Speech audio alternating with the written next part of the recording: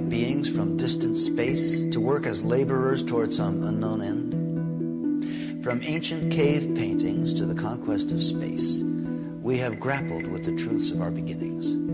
But what if the question of our origin falls outside the realm of social acceptability? What would happen to our culture if we were to discover that we, as a race, are no more than the result of a genetic experiment conducted by a superior life form?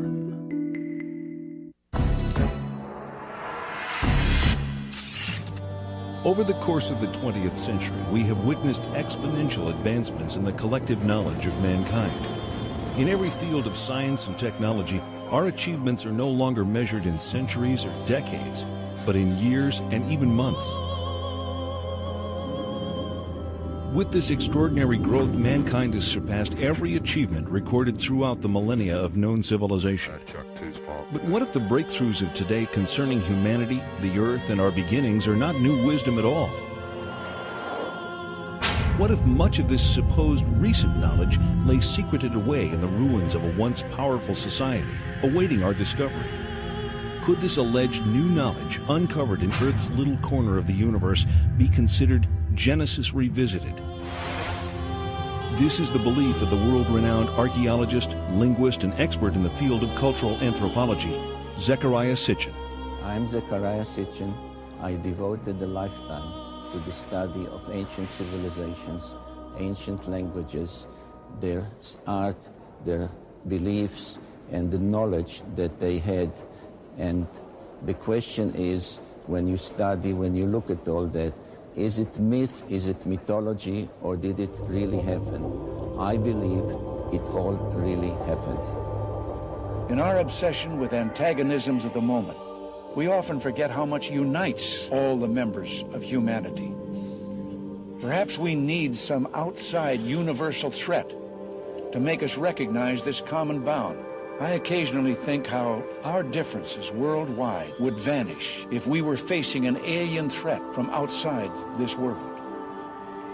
And yet, I ask you, is not an alien force already among us?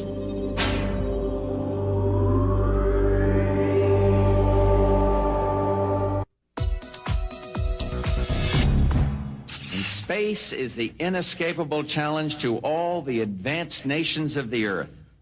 And it established the United States as the preeminent spacefaring nation. First for the coming decade, for the 1990s, space station freedom. And next, for the new century, back to the moon, back to the future, and this time, back to stay. And then a journey into tomorrow, a journey to another planet, a manned mission to Mars. A manned mission to Mars? An ambitious objective, and with the success of the Mars probes and NASA's rover, one that humanity has made substantial strides toward achieving. Could there have been a space base on Mars in antiquity? If we had physical, tangible evidence of artifacts on Mars, we are not only not alone in the universe, but someone has been on the next planet over. That in itself will forever change our frame of reference. Mankind came out of the Dark Ages and the Middle Ages, reached the Age of Enlightenment, experienced the Industrial Revolution, and entered the era of advanced technology, the era of genetic engineering, and the era of spaceflight. Big shadow. 4 forward, drift into the right a little. 30 seconds forward. We copy you down, Eagle. The Eagle has landed. Astronauts who land like eagles. Zecharia Sitchin's research reveals that in our ancient past there were advanced beings referred to as the Anunnaki, translated, those who from heaven to earth came. The idea that there was in our solar system a race of intelligent beings far older than us who are now gone would certainly force us to rethink lots of questions, including the question of human origins. Where did we come from? Could we be the products of genetic engineering? The hypothesis that modern science is only now catching up with ancient knowledge is inspiring scientists and researchers to increase efforts to rediscover that which may have been lost over time. It rekindles a situation that has lain dormant almost 5,500 years, the incident of the Tower of Babel. In the Babylonian version of the biblical story, the people of Babylon were building a tower whose head shall reach the heaven, in which a Shem, a space rocket, was to be installed under the direction of their supreme god. But the other deities were not amused by this foray of mankind into the space age. The biblical story recalls that Yahweh came down to see the city and the tower that the humans were building, and he said to his colleagues in Genesis chapter 11, "This is just the beginning of their undertakings. From now on, anything that they shall scheme to do shall no longer be impossible for them. Come, let us go down and confuse their language so that they should not understand each other's speech." Thanks to the science of archaeology, experts now know that the first great civilization emerged almost 6,000 years ago. Older than the Greeks, older than the Mayans, older than the Incas. The people of this society were called Sumerians, after their land, Sumer, in the Great Plain between the Euphrates and Tigris rivers, today's Iraq. The book of Genesis calls the land Shinear. For generations, biblical scholars either ignore biblical references to ancient kingdoms or categorize these as legend or lore. Through the study of historical relics and the translation of ancient languages, many biblical researchers now believe that the previously questioned Old Testament references are indeed historically authentic accounts of flourishing, advanced cultures. If you study the Genesis document, God made Adam out of clay and then took Eve out of his rib, one of his ribs, etc. If you study this document, you discover that it's really a much shorter version of a much more complicated document that comes out of Babylonia and then out of Sumer and so on. Now, these ancient texts give a really complicated story of powerful, non-human, godlike beings actually engineering us, making us for specific purposes. Zecharia Sitchin's investigation into these cultures brings him to this 6,000-year-old temple in an excavated area of the ancient city Erech. Until its discovery only 150 years ago, Erech was known only through passages in the Bible. The temple is dedicated to a female goddess named Inanni, also referred to in later times as Ishtar. Zecharia Sitchin. You can see here her features a little damaged. Her divinity was marked by the pair of horns that she had. She held a jar with the water of life, and she was surrounded as a decoration, but perhaps also symbolically, with a symbol that some refer to as entwined snakes, which was the symbol of science in those days, 6,000 years ago. Some find in it a precursor of the Egyptian Ankh, which was the symbol of life and creation. Further results of Mr. Sitchin's research affirm the theory that this visage of entwined snakes is the symbol for genetic manipulation of DNA. Carved out in stone over 6,000 years ago, Ishtar is sometimes depicted flying through the sky and leaving the Earth's atmosphere to traverse the heavens. In ancient Mesopotamia, the secrets of astronomy and other celestial knowledge are kept carefully guarded, studied behind closed doors by an exclusive society of priest astronomers. Cylinder seals like these are the only surviving record of these carefully guarded secrets. This clay tablet carries the print of a cylinder seal about 4,500 years old. It depicts the god Enlil granting the plow to humankind, ushering in the age of modern agriculture. On closer inspection, something completely remarkable can be seen. A detailed depiction of the complete solar system configured identically to that known to contemporary science.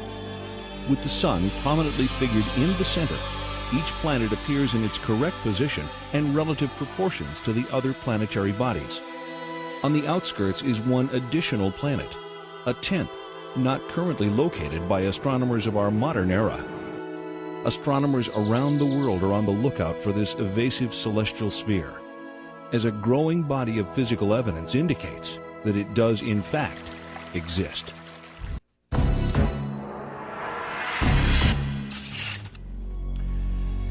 History records the discovery of the planet Pluto as February 18, 1930, by astronomer Clyde Tombaugh. Yet, Pluto is clearly shown on the imprint taken from the Sumerian cylinder seal. There is also one additional planet, the one that scientists refer to as the mysterious planet X, the yet undiscovered most distant member of our solar system.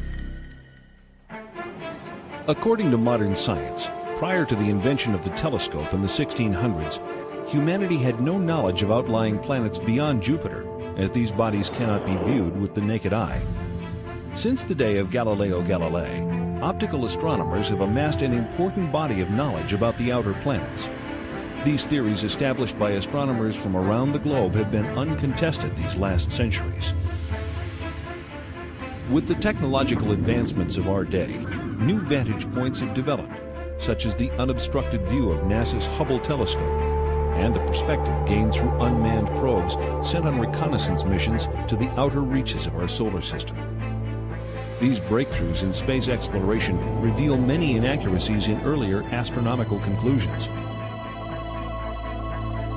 On August 19, 1977, the American space probe Voyager 2 leaves Cape Canaveral on a several-year journey to the vicinity of this solar system's most distant planets.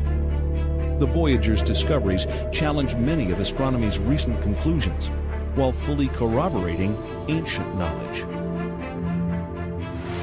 For the first time, we see images of Uranus. Astonishingly, it is exactly as the Sumerians report in their 6,000-year-old description. Though they have no telescopes that we know of, the Sumerians characterize Uranus as Mash Sig, translated bright greenish. They also explain the unique planetary tilt of Uranus. According to the Sumerians, our solar system was invaded by a planetary body that caused collisions and disrupted the existing order. NASA scientists concur that a collision with a body the size of Earth, traveling at 40,000 miles per hour, could have caused both the orbital skew of Uranus and the devastation apparent from the planet's surface scarring.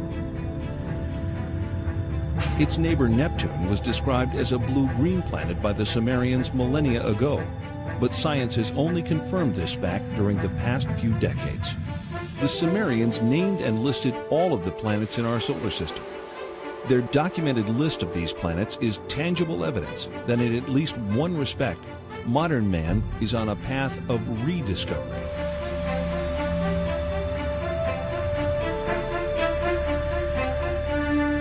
That ancient knowledge included the planets Uranus and Neptune, supposedly unknown until discovered in 1781 and 1846, and even Pluto, not discovered until 1930. Neptune, Nudimmud, the artful creator. Uranus, Anu, he of the heavens. Saturn, Anshar, foremost of the heavens. Jupiter, Kishar, foremost of firm lands. The asteroid belt, Rakish, the hammered bracelet. Mars, Lamu, god of war. And Ki, Earth, what the Sumerians considered to be the seventh planet. Why the seventh planet? Why not the third, as Earth is so often referred to in modern parlance? Sumerian records indicate that they began their counting not from the sun, but from a planet on the outside of the solar system. But most surprising was the inclusion of one more large planet as the 12th member of our solar system. The launch of Pioneer 10 in 1972 ushers in the era of deep space exploration. The craft journeys beyond the outer known planets, sending back data that is used to seek a possible 10th planet. 14 August 1978, which was just about 6 weeks after we discovered the fact that Pluto has a satellite. Once you have a satellite for a planet, you can determine how heavy it is. Turns out Pluto was very much smaller and lighter weight than we had thought, which meant that Pluto has no influence, no appreciable influence on the motions of the planets Uranus and Neptune. At that point, we voiced the hypothesis that this means that there is at least one yet to be discovered planet in the outer reaches of the solar system. Over the past 2 decades, physicists have joined astronomers in the search for the mysterious Planet X. One of the things we did in 1978, having made this prediction that there was an additional planet, 10th or 12th, depending on your point of view, we sort of put our money where our mouth was, as it were. We went out and we started looking for this thing. We've been able to refine the search area somewhat, get it rather narrowed down. We do our predictions based on the observed anomalies in Uranus and Neptune.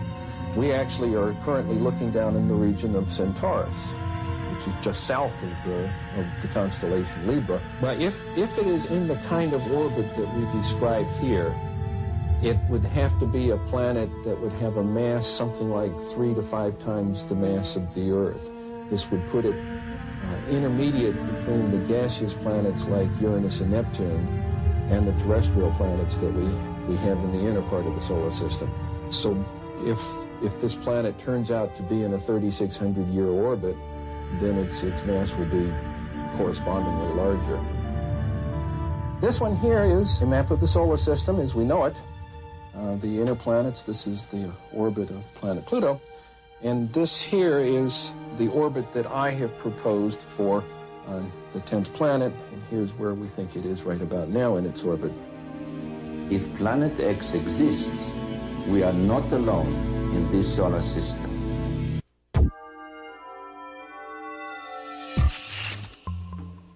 Earth, the 7th planet. The sacred number 7, 7 days in the week, 7 days of Genesis, 7 tablets of creation.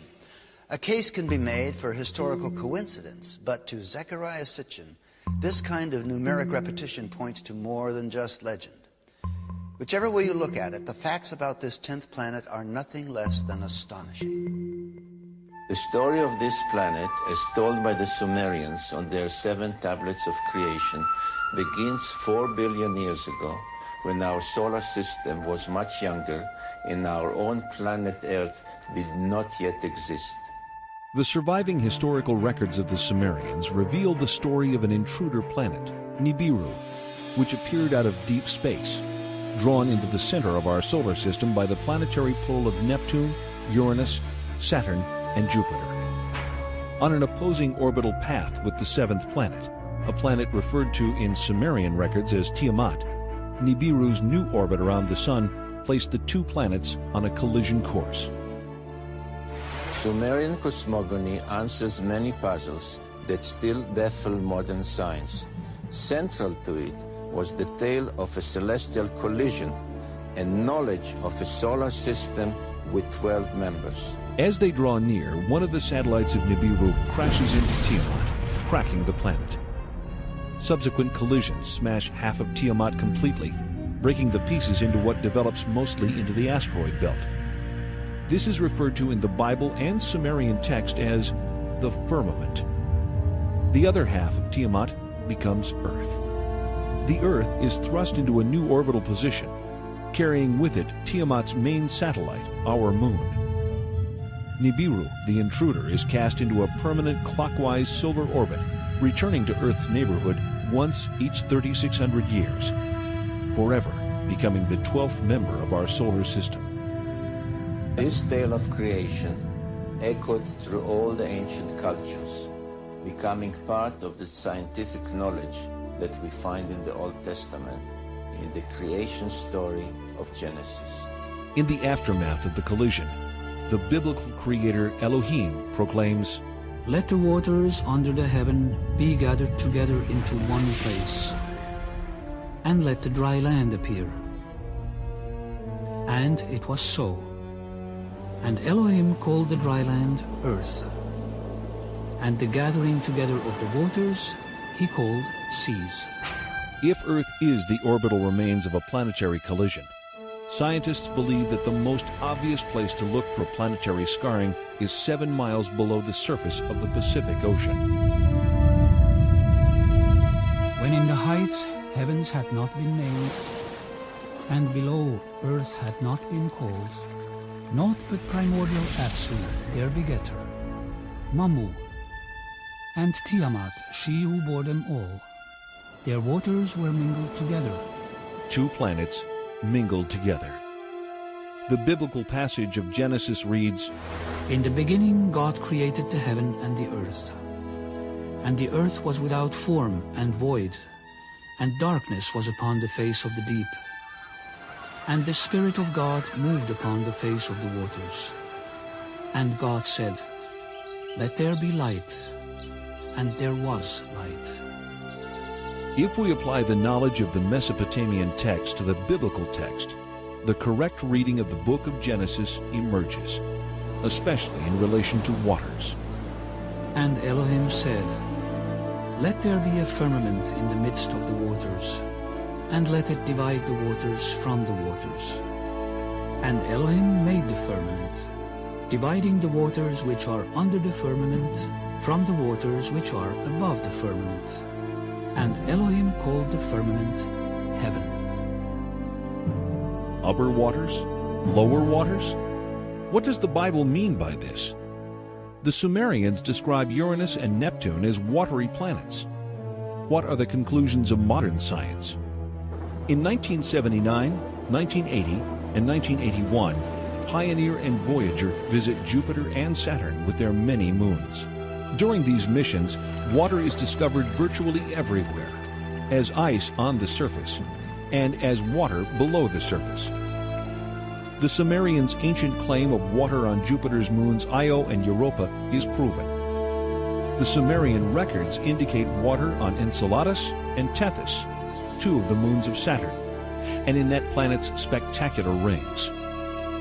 The findings of NASA confirm these ancient Sumerian assertions, giving further credence and clarity to the biblical quote, waters above the firmament.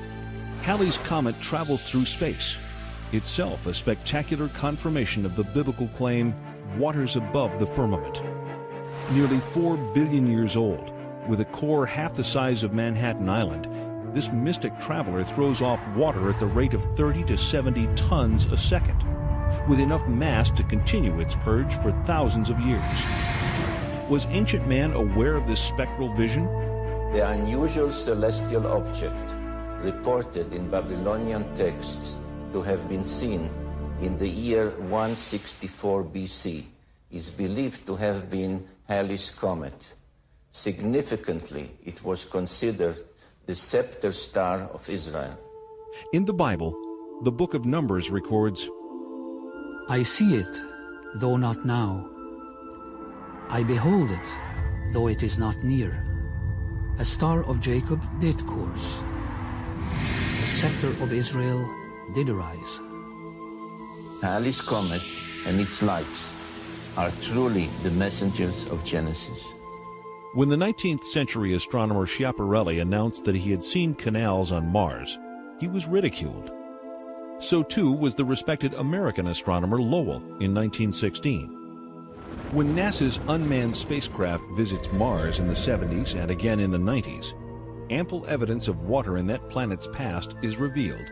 Images from expeditions to Venus and Mars exhibit visual evidence of dry sea, lake, and riverbeds characteristic of the biblical reference, waters above the firmament. Even Mercury, so close to the Sun, seems to have had a watery past, yet maintaining ice at its polar caps. The NASA report reads, quote, "We are forced to no other conclusion but that we are seeing the effects of water on Mars," unquote.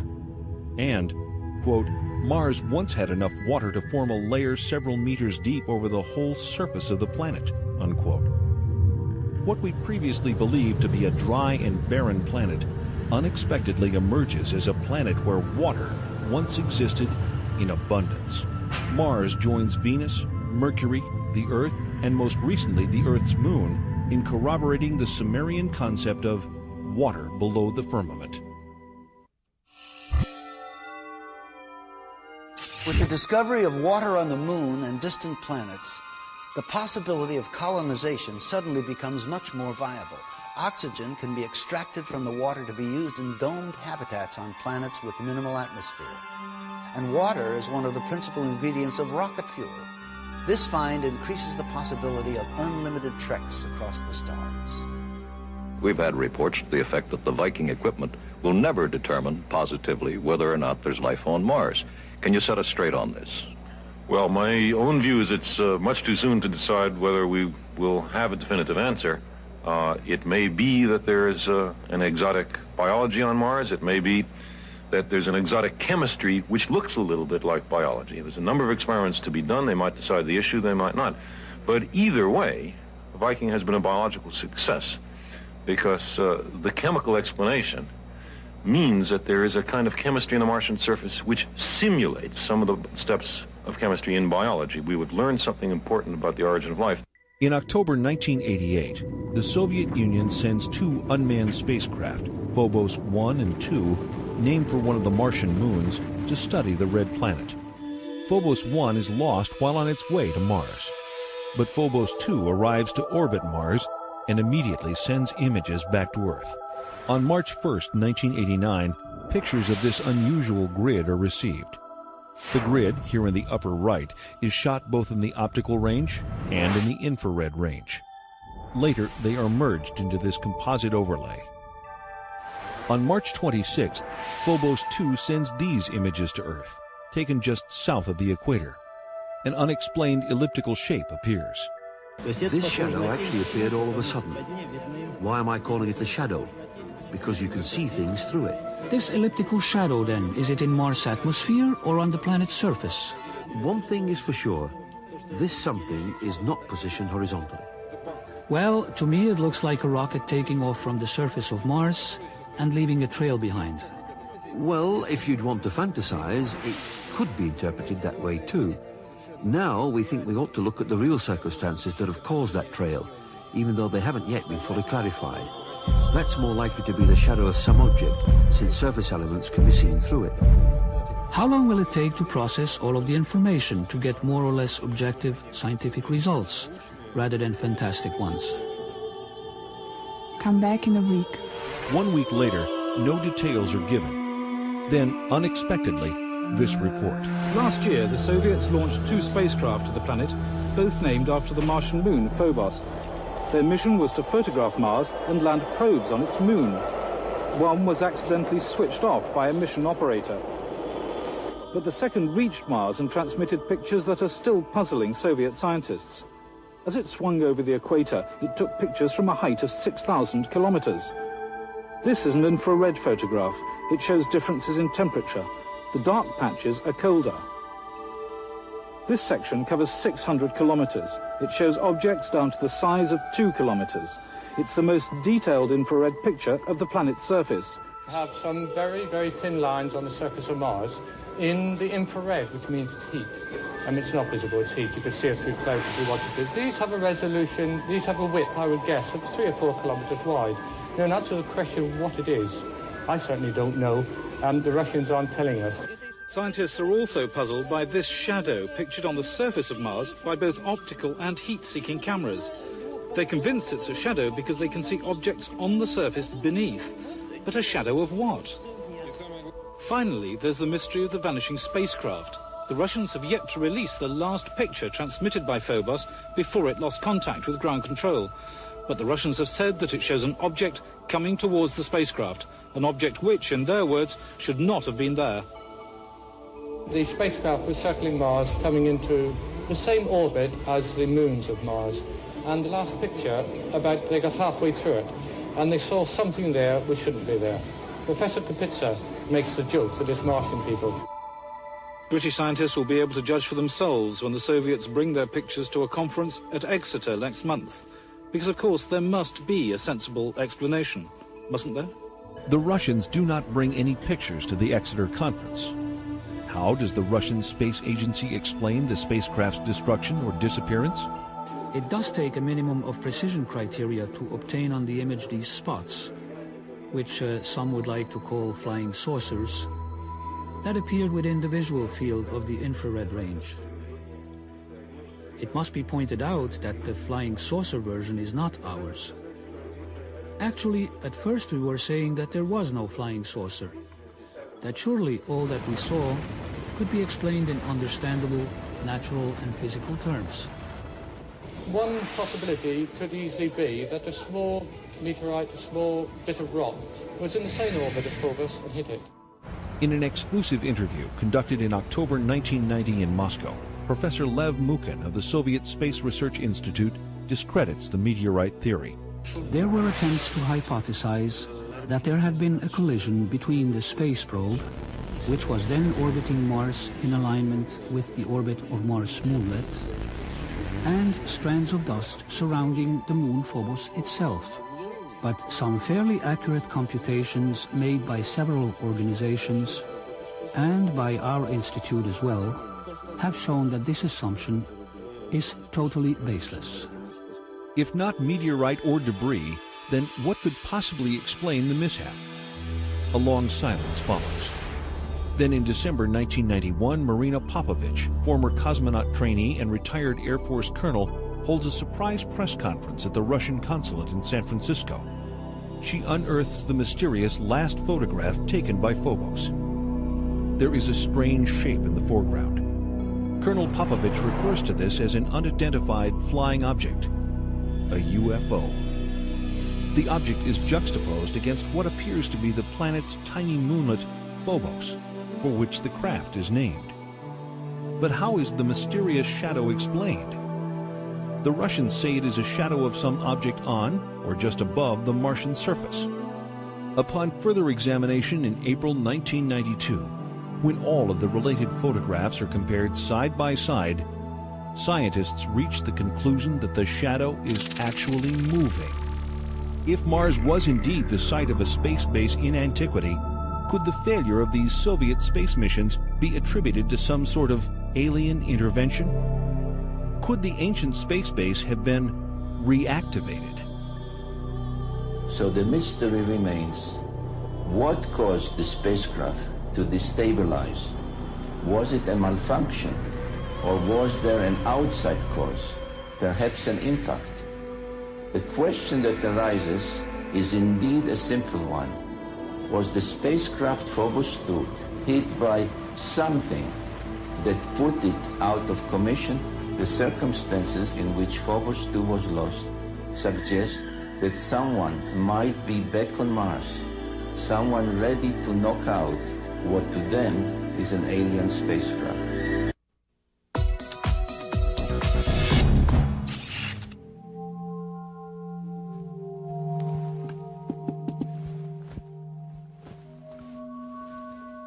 Was Phobos deactivated by intelligent beings wishing to protect themselves from outsiders? Or perhaps there's some other more conventional explanation?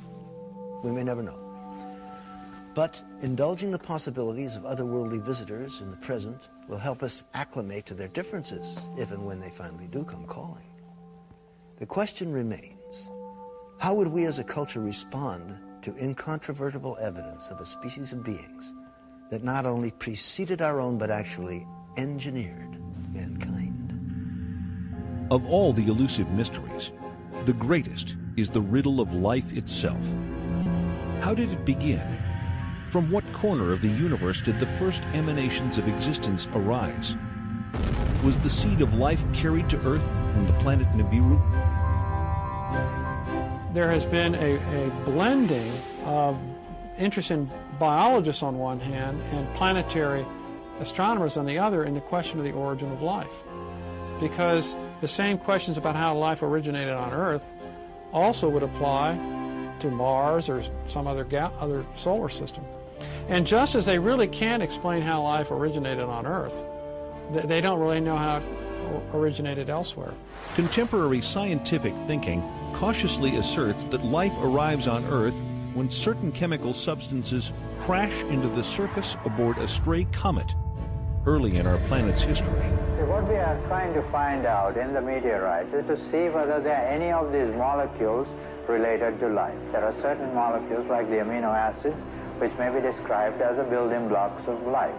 Directed panspermia, another scientific theory, suggests that life on Earth is seeded by a race of beings from outside the planet, not by chance, but as the deliberate activity of an otherworldly society. The The Bible suggests that the creation of humankind comes at the end of a long list. All the fishes of the sea, and all the fowl that fly the skies, and all the animals that fill the earth, and all the creeping things that crawl upon the earth. It was only then that Elohim created the Adam. In the last few pages of the story of creation, the Sumerians point to the Anunnaki as the creators of mankind, our own benefactors of life. According to Sumerian text, the Anunnaki, in advance of landing 445,000 years ago, sent androids to scout the earth. 150,000 years later, the Anunnaki themselves arrive and create humankind. How was Adam created? According to the Sumerians, it was by genetic engineering, fertilization in vitro, in a glass tube, as depicted in this cylinder seal rendering. Adam was the first test tube baby.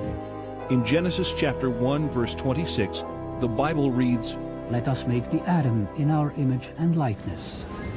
But why? Sumerian documentation suggests the Anunnaki create humanity to assist in mining African gold that they need to save the dwindling atmosphere of their home planet, Nibiru.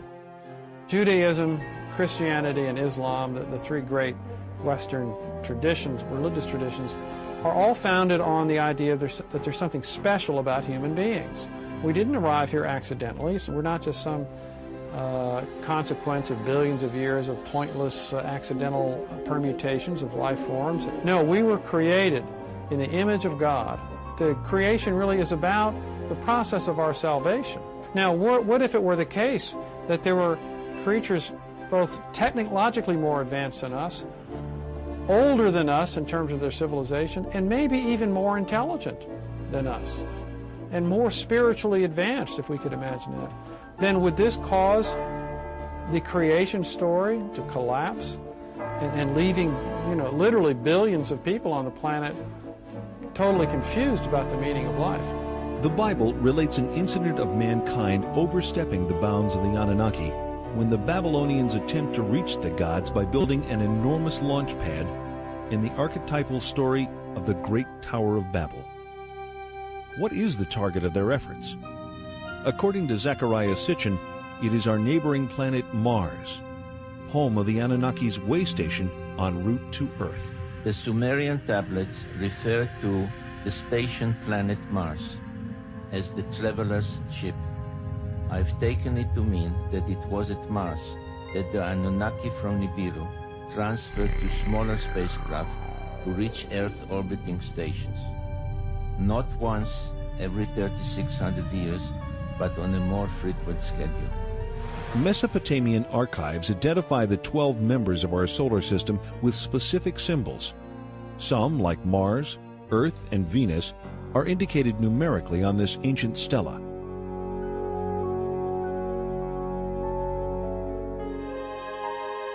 We see the sun with its many rays.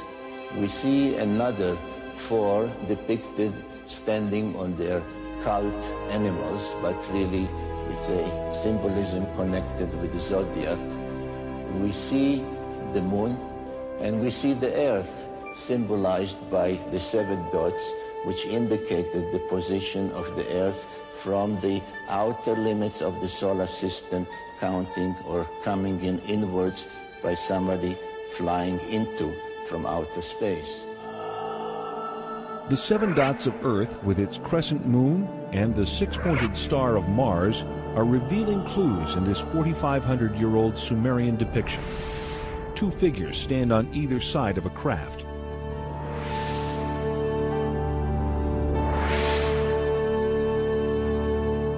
Some researchers believe that Mars was habitable as little as 10,000 years ago.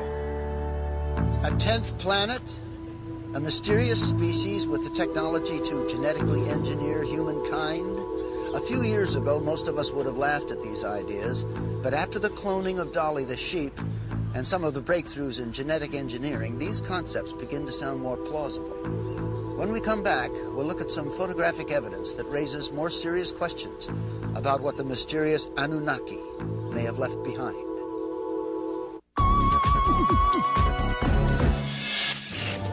When the United States launches the Mariner and Viking spacecraft to explore Mars in the 60s and 70s, enigmatic structures resembling those on Earth are photographed.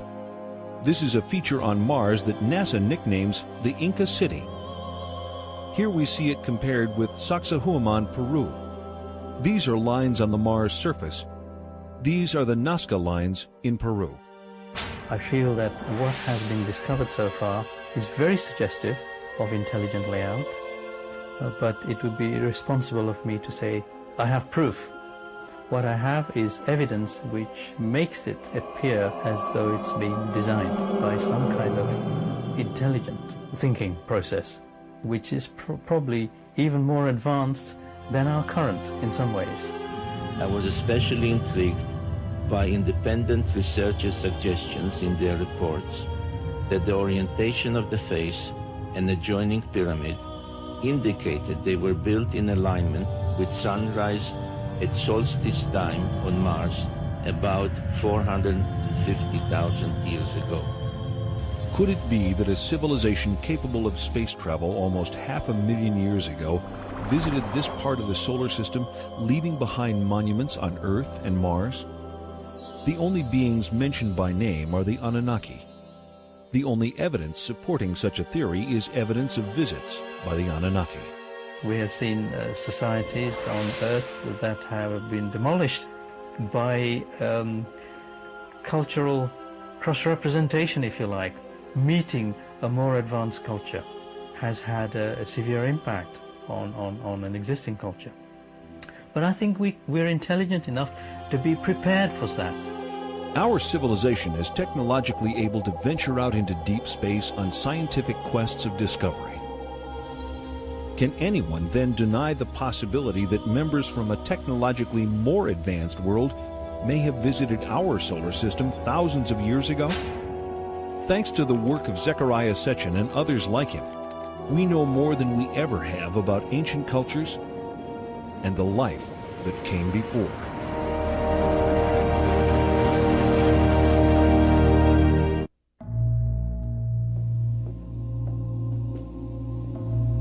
Is this Genesis revisited? Did the Sumerians in their ancient tablets reveal that we're only now catching up with ancient knowledge? Do the discoveries making headlines today originate with our ancient ancestors? Was this ancient knowledge given to the people of Sumeria by those distant explorers from the mysterious 10th planet, Nibiru, the Anunnaki? The final answers may lay buried in those yet to be uncovered volumes